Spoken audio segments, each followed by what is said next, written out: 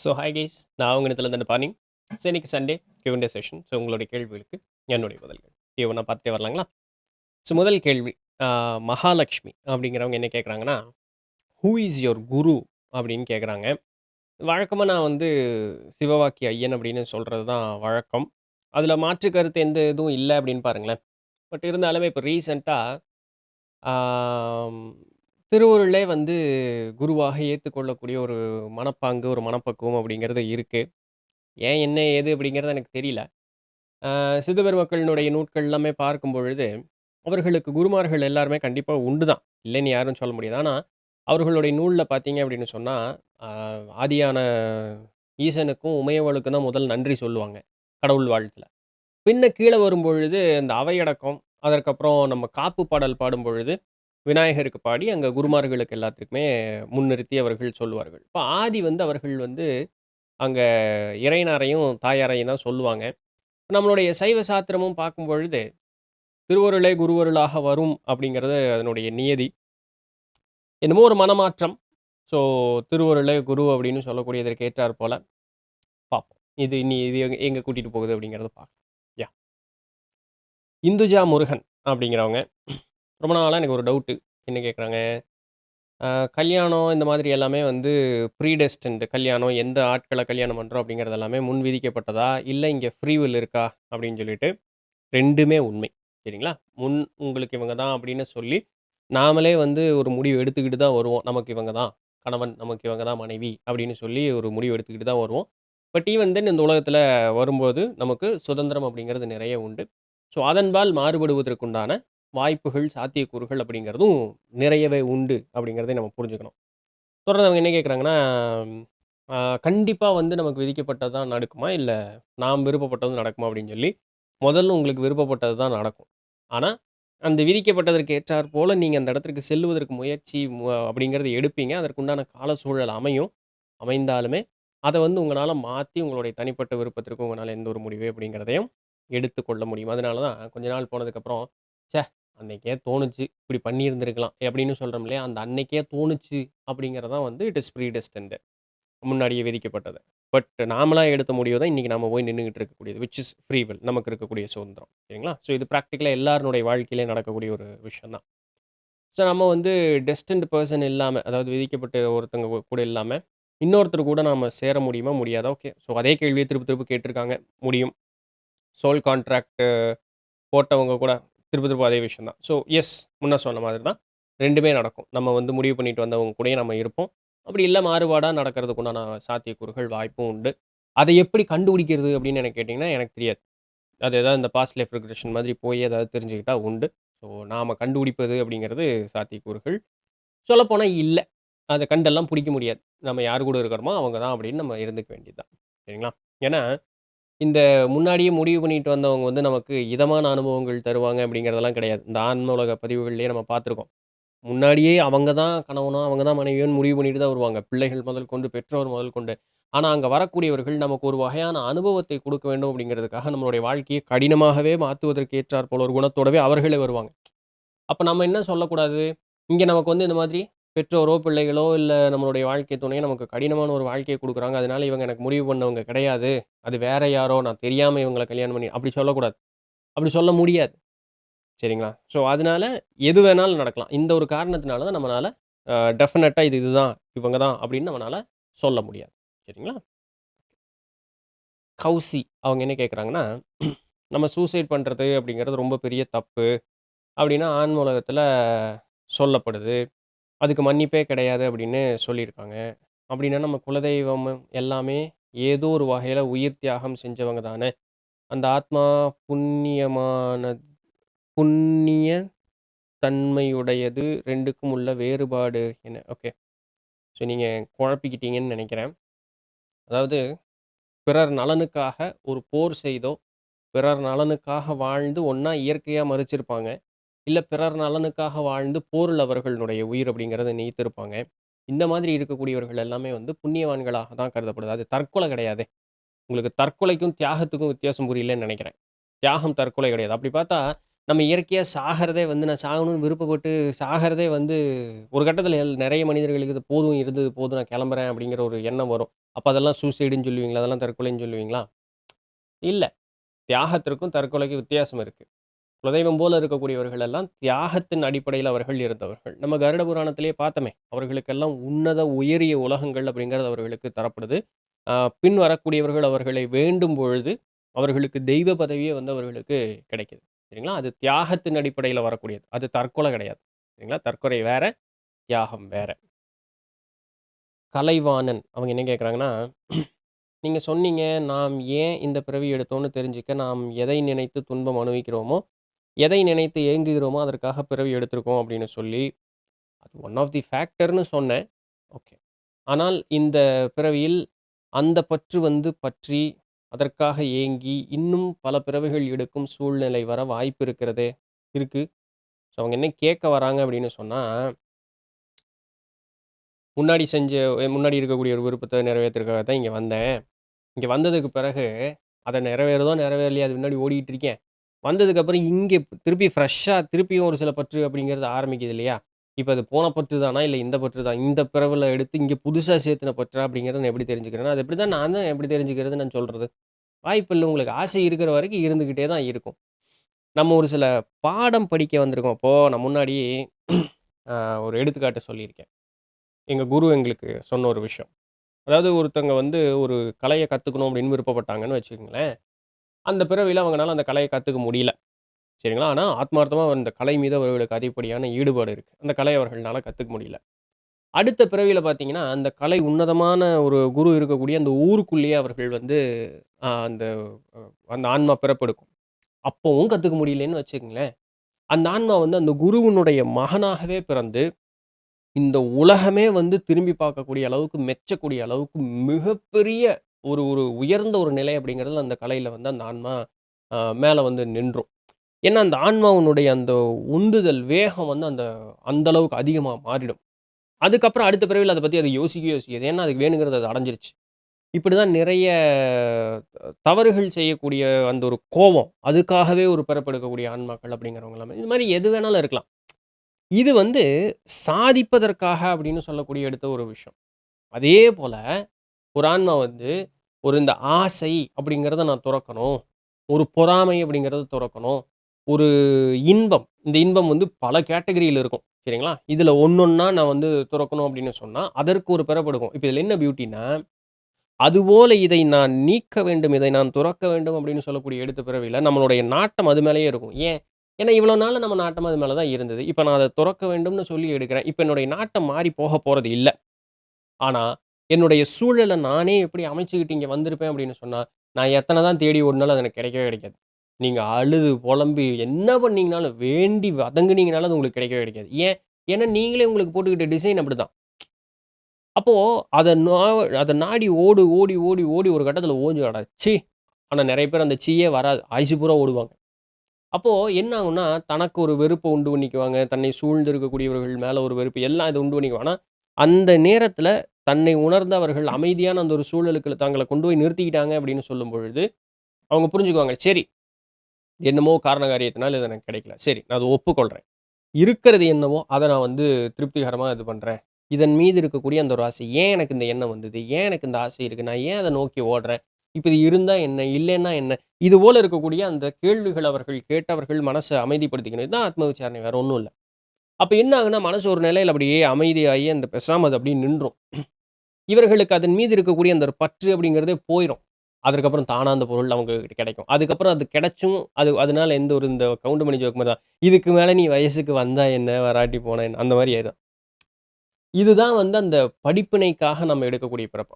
முந்தின பிறப்பு பார்த்தீங்கன்னா, அது சாதிச்சே தீரணும், அடைஞ்சே தீரணும்னு எடுத்த ஒரு முடிவு. அதுல வந்து அவங்க சென்று அடைந்தே தீருவார்கள். அதற்குண்டான முனைப்பு அப்படிங்கிறது இருக்கும். இதுல பார்த்தீங்க அப்படின்னு சொன்னா, ஓடி, ஓடி, ஓடி, ஓடி ஓஞ்சே போயிருவான். அவனுக்கு கிடைக்கவே கிடைக்காது. இப்ப 2ம் சிமிலரா இருக்கிற மாதிரி இருக்கும். இது 2க்கும் பெருசா வித்தியாசம் இல்லாத மாரி இருக்கும். ஆனா, இது இந்த வேணும்னு அடையக்கூடியதற்கு ஓடும்பொழுது, அவன் வந்து ஏதோ ஒரு வகையில அத அடையக்கூடிய அந்த நெருங்கி, நெருங்கி இது பண்ணுவான். ஆனா இதுவோ, இவன் ஒரு 4 எட்டு வச்சானா, அது 10 எட்டு அவன தள்ளி ஓடும்.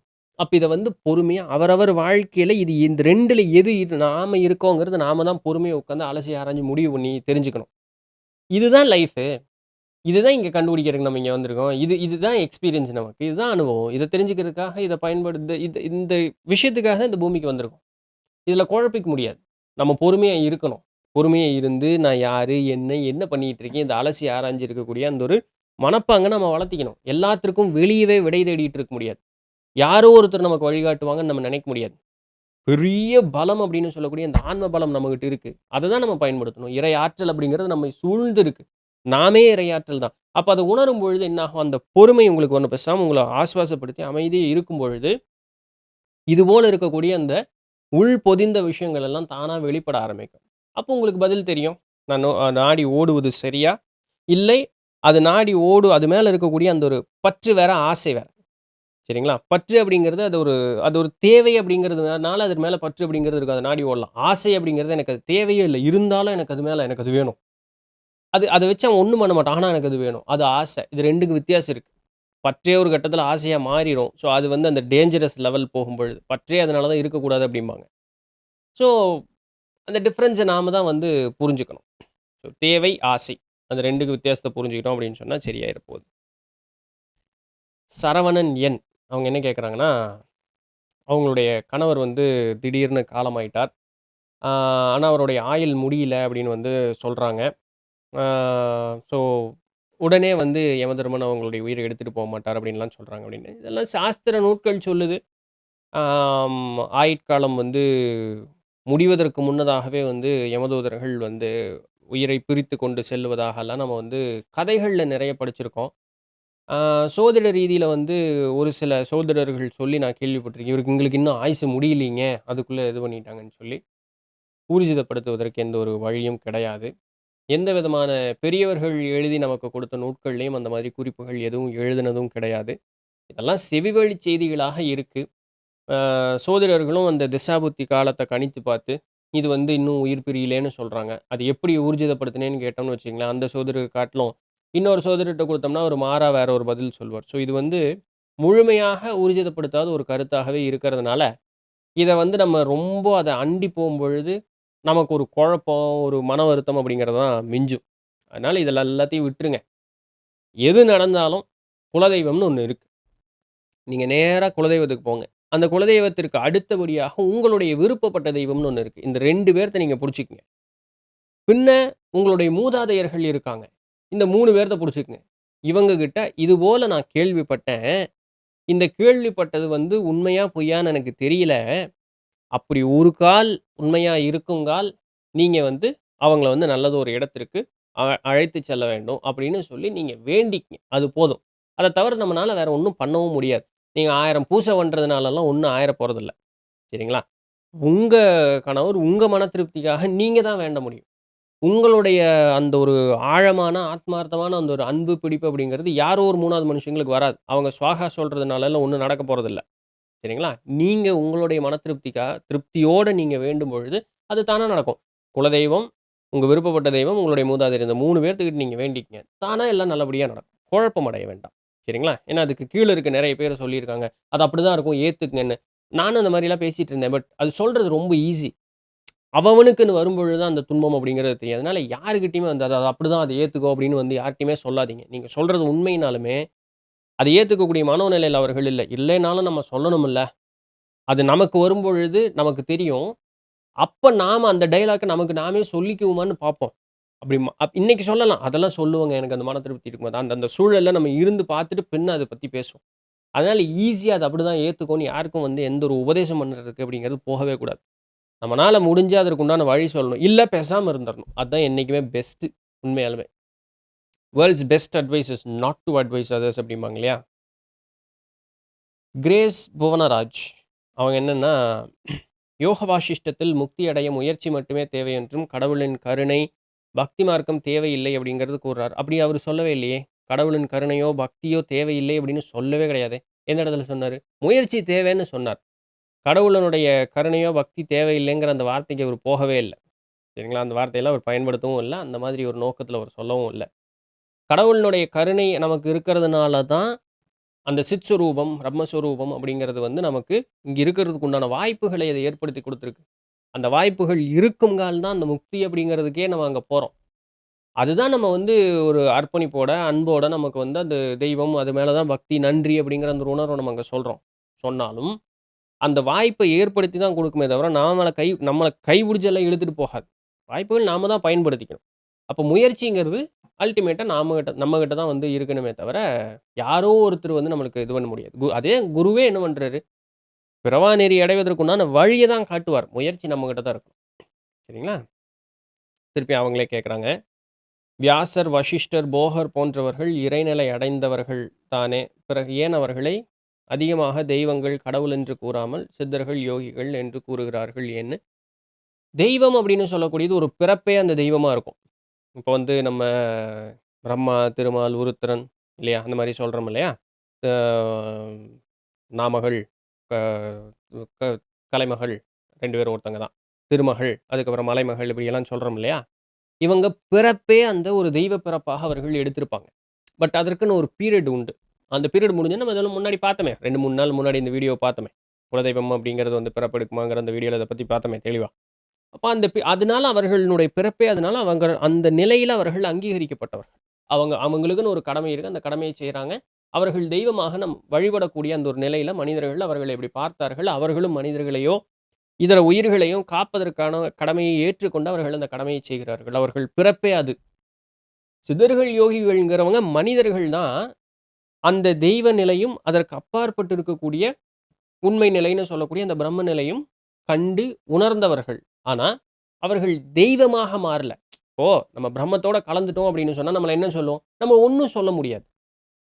"பதி, பசு, பாசம் என்பகர் மூன்றில் பதியினைப் போல் பசு பாசம் அனாதி" அந்த முதல் 2 வரி. ஆ "பதியணிகில் பசு பாசம் நிலாவேன்னு" சொல்லி கடைசி பாட்டு வரும். ஆ பசு, பாசம், ஆ அணிகில் சரி விடுங்க. இந்த 3வது வரிய மறந்துட்டேன். "பதியணிகில் பசு பாசம் நிலாவேன்னு" சொல்றார். அப்படின்னா என்னன்னா, நான் பதின்னு சொல்லக்கூடிய இறை வந்துருச்சு அப்படின்னு சொன்னா, இங்க இருக்கக்கூடிய அந்த பசுன்னு சொல்லக்கூடிய ஆன்மாவும், நம்ம ஆன்மான்னு ஒண்ணு சுட்டி காட்டுறோம்ல, அந்த ஆன்மாவும், அதனோடு சேர்ந்து இருக்கக்கூடிய அந்த ஒரு பாசம் என்ற அந்த மலம், அதாவது ஆணவம், கன்மம், மாயைன்னு சொல்லக்கூடிய இந்த மலம், இது 2மே நீங்கிரும். ஆணவம், கன்மம், மாயை நீங்குதுன்னு சொல்றீங்க சரி. அது மலம். அதனால அது நீங்குதுன்னு சொல்றீங்க. இந்த ஆன்மாவும் நீங்குதே! அப்படின்னா, ஒரு இந்த ஒரு சின்ன டம்ளர் தண்ணி, பெரிய டம்ளர் தண்ணி. இந்த சின்ன டம்ளர் தண்ணிய கொண்டு போய் பெரிய டம்ளர் தண்ணியில ஊத்துனா, இந்த பெரிய டம்ளர் தண்ணியில இந்த சின்ன டம்ளர் தண்ணி இங்க தான் இருக்குன்னு நம்மனால சொல்ல முடியாது. அப்போ இந்த ஆன்மா அந்த பிரம்மத்தோட இறையோடு போய் கலந்ததுக்கு அப்புறம் அங்க என்ன இருக்கும்? இறை மட்டும் தான் இருக்கும். அங்க சுட்டி காட்டுவதற்கு ஒண்ணும் இல்ல. சரிங்களா? ஸோ அதனால சித்த பெருமக்கள் அதாவது இப்ப போகநாதர் என்ன சொல்றாரு, நான் மீண்டு வருவேன்னு சொல்லிட்டே போறார். அவங்களெல்லாம் வந்து ஜீவ சமாதி அடைந்தவர்கள் தான். உயிர் ஒடுக்க நிலையில் இருப்பவர்கள் தான் அவங்க. திருப்பி அவங்க வருவாங்க. வேறு உடலோ, அதே உடலோ, பூண்டோ கூட அவர்கள் வரலாம். இதுபோல நான் மறுபடியும் வருவேன்னு சொல்லிட்டு போனவங்க உண்டு. ஸோ அப்ப அவங்க தெய்வ நிலை அடையல. அவங்க அந்த பிரம்மத்தோட அப்படியே அமைதியா இருக்காங்க. அவங்க மீண்டு வருவாங்க. ஆனா நான் இனி திருப்ப வரவே போறதில்லேன்னு கிளம்புனவங்க உண்டு. அவங்கள என்ன சொல்லுவீங்க? ஒண்ணும் சொல்ல அவங்கள எந்த வகையிலயுமே அவங்கள சுட்டிக்காட்டவே முடியாது.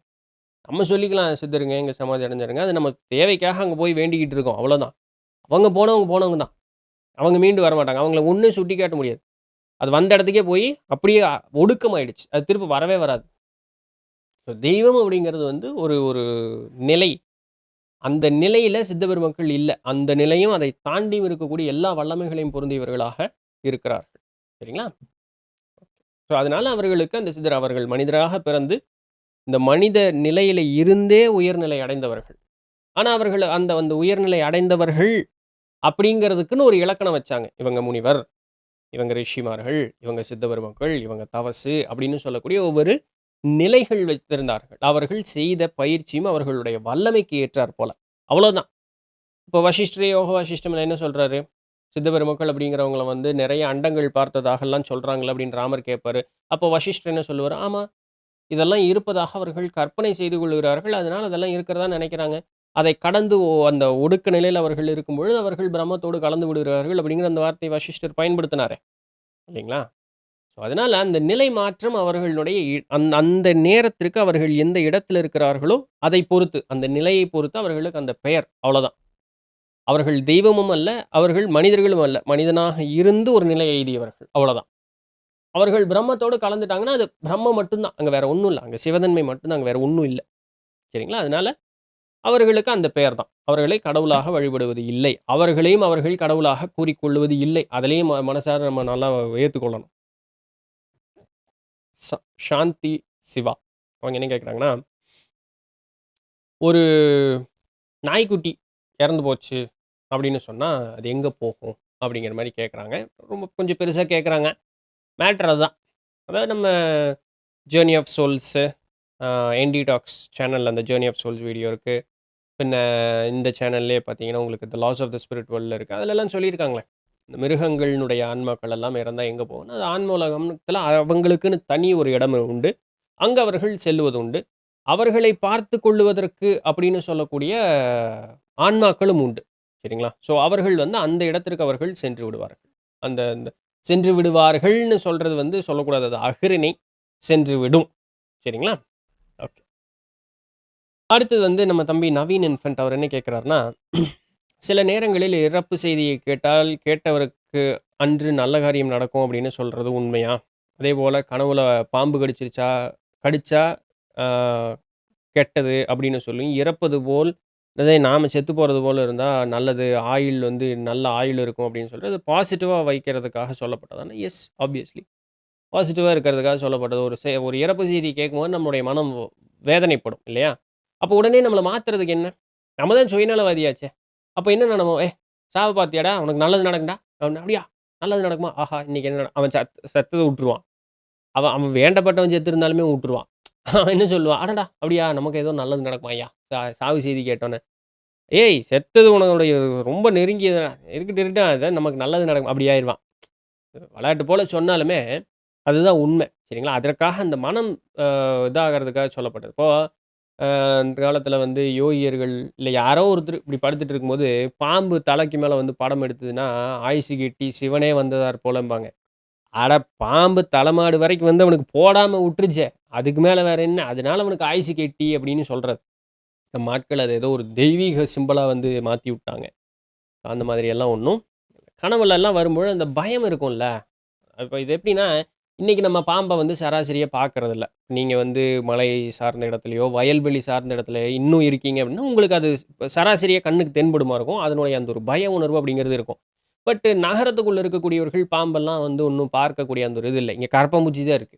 எட்டுக்கால் பூச்சியும், கரப்பான்பூச்சியும் தான் இருக்கு. அது ஒண்ணும் தொந்தரவு பண்றது இல்லைங்கிறனால, இங்க இருக்கக்கூடியவர்களுடைய வாழ்நாள் அப்படி சராசரியா போயிட்டு இருக்குது. முதல்ல இந்த பாப்புராண்டி, அரணை அது இதெல்லாம் இருந்தது. இன்னைக்கு அதையும் கூட காணோம். சரி இருக்கட்டும். அப்போ அந்த பாம்ப கண்டு பயந்து அதனால என்ன ஆகும்? இந்த வயல்வெளியில இருக்கக்கூடியவர்கள் ரொம்ப பாதுகாப்பா இருப்பாங்க. இப்ப அந்த மாரி இருக்கும்போது நமக்கு ஏதாவது அந்த பாம்பு கனவு வந்ததுன்னா, ஏதாவதோ அப்படின்னு நம்ம நெனச்சு நெனச்சு பயத்திலேயே அது ஒண்ணுமில்ல ஒரு எறும்பு தான் கடிச்சிருக்கு. அவன் பாம்பு கடிச்சிருச்சு அப்படி இப்படிம்பான். ஸோ மென்டலா, பிசிக்கலாவும் அவங்க பாதிக்கப்படுவாங்க. அதனால இந்த மாரியெல்லாம் சொல்றேன். ஒண்ணும் இல்லையா? அதெல்லாம் ஏதாவது ஆபத்து வருதுங்கிறதுக்கு உனக்கு இதா இருந்துக்க ஜாக்கிரதையா இரு அப்படிம்பாங்க. அது பயத்தினுடைய வெளிப்பாடு. கடிச்சு நீ செத்து போயிட்டியா? அவன் செத்து போயிட்டான்னு இன்னும் பயப்படுவான் வேற. உனக்கு ஆயுசு கட்டிடா! அத வந்து இப்படி சொல்றதுக்கு வந்திருக்குடா" அப்படின்னு சமாளிக்கிறதுக்காக சொல்லுவாங்க. அவ்வளோதான். இப்படி வேற ஒண்ணும் இல்ல. சரிங்களா? அடுத்தது. பிறர் துன்பங்களை தன் துன்பம் போல் நினைப்பது தெய்வீக தன்மை அப்படின்னு சொன்னாங்க. ஆனா அப்படி இருந்தா நம்மளுடைய சோலார் பிளெக்ஸஸ் சக்ரா, அதாவது நம்மளுடைய மணிப்பூரகம் அப்படிங்கிறது பாதிக்காதா? Energy down ஆகாதான்னு? இப்போ முதல்ல நம்ம வந்து மிதிவண்டி, சைக்கிள் ஓட்டி பழகுனோம். 4 சக்கரம் வச்சுமே டைவ் அடிச்ச ஆட்கள்லாம் உண்டு. நான் அடிச்சிருக்கேன். ஸோ, அப்போ அதுக்கப்புறம் கொஞ்சம் பழகுனோம். அப்புறம் அதில நாசூக் தெரிஞ்சது. அப்புறம் அது 3 சக்கரமாச்சு. பின்ன 2 சக்கரமாச்சு. அப்புறம் 1 சக்கரத்தில ஓட்டக்கூடிய ஆட்கள்லாம் உண்டு இல்லையா? பட் 2 சக்கரம் காமனா இருக்கனால அத வச்சுக்குவோம். அது மிதிவண்டியில இருந்தது. அப்புறம் மோட்டார் வாகனமாச்சு. அப்புறம் கார் ஆச்சு. ஃப்ளைட் ஓட்டக்கூடிய ஆட்கள்லாம் உண்டு இல்லைங்களா? அப்படின்னா என்னன்னா, அந்த நிலை வந்து பாதிக்கப்படுமா அப்படின்னு கேட்டா, அது பிறர் துன்பங்களை தன் துன்பம் போல் நினைப்பதனால பாதிக்கப்படுறதில்ல. அது கிராஜுவலாவே வந்து பாதிச்சுக்கிட்டே தான் இருக்கும். இந்த பிறர் துன்பத்தை தன் துன்பம் போல் நினைப்பது அப்படிங்கிறது என்ன அப்படின்னா, ஒருத்தன் கஷ்டப்படும் பொழுது, அவன் உதவின்னு கேட்கறதுக்கு முன்னாடியே நம்ம போய் உதவி செய்யணும் அப்படிங்கிறதுக்காக சொல்லப்பட்டது. அவன் துன்பப்படுறான் அப்படின்னா, ஐயோ! அந்த துன்பம் எனக்கும் இப்படி வந்தா எப்படி இருக்கும்னு நான் லிட்டரலா அவன போல நான் ஃபீல் பண்றது இல்ல. எனக்கு தெரியும். அந்த துன்பம் எப்படி இருக்கும் என்று எனக்கு தெரியும் அப்படின்னு. இப்ப அத நான் அனுபவிச்சிருக்கணும்னு அவசியம் இல்ல. ஒரு கட்டத்துக்கு மேல நீங்க எல்லாத்தையும் வந்து அனுபவிச்சிருக்கணும்னு அவசியம் இல்ல. ஒருத்தன் துன்பப்படுறான் அப்படின்னாலே, அது உங்களுக்கு புரியும். அப்ப நீங்க என்ன பண்ணுவீங்க? உங்கனால இயன்ற உதவி அவன் கேட்டானோ, கேட்கலையோ நீங்க போய் செய்யறதுக்கு போவீங்க. சரிங்களா? ஸோ அதுதான் பிறர் துன்பத்தை தன் துன்பம் போல் இது பண்ணுது. இந்த ஒரு மனோநிலை இருந்ததுன்னா, இவர்களும் யாருக்கும் எந்த விதமான ஒரு துன்பத்தையும் செய்ய மாட்டாங்க. அப்ப இந்த நாசூக்கு புரிஞ்சுக்கிற வரைக்கும் என்ன ஆகும் அப்படின்னு சொல்லும்பொழுது, இது ஏதோ நமக்கே இந்த துன்பம் ஏற்பட்டால் போல நம்ம வருத்தப்பட்டுக்கிட்டே இருப்போம். அடுத்தவனுக்காக வருத்தப்பட்டுக்கிட்டே இருப்போம். இதனால நம்மளுடைய உடல் நலமும், மனோநலமும் பாதிக்கப்படும். அப்புறம் 4 இப்ப நம்ம உட்காந்து பேசி இந்த தம்பி கேட்கிற மாரி, இப்ப நான் பேசிட்டு இருக்கிற மாரி, நீங்க ஒரு 4 வீடியோ பார்ப்பீங்க. ஒரு 4 குருமார்கள் ஏதாவது ஒரு நல்ல விஷயத்த சொல்லுவாங்க. ஒரு 4 வீடியோ பார்ப்பீங்க. ஓ! அப்படியா? இதுக்குண்டான நாசூக். அப்பதான் இந்த 4 சக்கரத்தில ஒரு சக்கரமா கழண்டும். அப்புறம் சைக்கிள் ஓட்டுவீங்க. அப்புறம் மோட்டார் வாகனம் ஓட்டுவீங்க, கார் ஓட்டுவீங்க, ஃப்ளைட் ஓட்டுவீங்க. அப்ப உங்களுக்கு விஷயம் புரிஞ்சு போயிரும். ஓ! சரி, சரி, சரி. இப்படித்தானா? அப்படின்னு. அப்புறம் நீங்க நாசூக்கா, ஈஸியா ஹேண்டில் பண்ணிட்டு நம்ம அந்த இடத்துல இருந்து நகர முடியும். இதுதான் வந்து பிறர் துன்பத்தை தன் துன்பம் போல் எடுத்துக்கொள்வது. எம்பத்தி அப்படின்னு சொல்லக்கூடியதே தவிர, அவன் வருத்தப்படுறான் அப்படிங்கிறதுக்காக நானும் என்னை கொண்டு அந்த இடத்துல வருத்தப்பட்டு இருக்கணும்னு அவசியம் கிடையாது. இப்போ ஒருத்தன் கொலை பண்ணிட்டான். கொலை பண்ணியும் போட்டு, "கொலை பண்ணிட்டனே" அப்படின்னு வருத்தப்பட்டான்னு வச்சுக்கங்களேன். உங்களுக்கு அது எப்படி தெரியும்? நீங்களும் 2 பேத்த போட்டு தள்ளிட்டு, "ஐயோ! நானும் கொன்னுட்டேனேன்னு" வருத்தப்பட்டு இருக்க முடியுமா? இல்ல. அதுபோல இருக்கக்கூடியவர்களுக்கு ஏதாவது இந்த அவன் பாரு ஒரு வருத்தத்தின் மிகுதியினால் அவன் கொலை செய்யணும்னு இது பண்றான். அப்ப அவனுக்காக உதவி செய்ய போலாமா? என்ன இந்த மாரி குதர்க்கவாதிகள்லாம் கேள்வி கேட்பாங்க. அப்ப அதெல்லாம் சரி, தவறுன்னு நம்மளுடைய அறிவு அப்படின்னு ஒண்ணு இருக்குல்ல, பயன்படுத்தணும்ல. அவன் நிஜமாலுமே வந்து ஒரு துன்ப நிலையில இருக்கிறானா? ஏதோ ஒரு சூழல் காரணமா துன்ப நிலையில இல்ல. பிறருக்கு துன்பம் இழைக்க வேண்டும்னு நெனச்சு, அது இழைக்க முடியலன்னு துன்பப்படுறானா? இதெல்லாம் நம்ம புரிஞ்சுக்கணும்ல. யாருக்கு உதவி செய்யணும், யாருக்கு உதவி செய்யக்கூடாதுங்கிறதுக்கு ஒரு நெறி இருக்கு இல்லையா? அதன்படி நம்ம நடந்துக்கணும். அவ்வளோதான். தவறு செய்ய போவனுக்காக உதவி செஞ்சு செய்வதுங்கிறது என்ன வரும்? நமக்கும் துன்பமா தான் வந்து சேரும். இது சாமி குடுக்கணும்னு அவசியம் கிடையாது. போலீஸ்காரங்களே குடுப்பாங்க. "அவனுக்கு நீ தானடா உதவி செஞ்ச, வா அவன் கூட நீயும் உள்ள போவேயாம்ன்னு" கூப்பிட்டு போவாங்க. சரிங்களா? அது நமக்கு காமன் சென்ஸ் அவ்வளோதான். ஆசைகளை அனுபவித்து அதிலிருந்து அதிலிருந்து வெளிய வரணும்னு சொன்னீங்க. கரெக்ட்டு தான். சரி இருக்கட்டும். இப்போ எனக்கு ஒரு பைக் மேல ஆசை. எனக்கு தான் மினி கூப்பர் வாங்கணும். அதுக்கு என்ன பண்றது? பென்ஸ் கார் வாங்கணும். வாங்கிர்லாம். கண்டிப்பாக அத வாங்கணும்.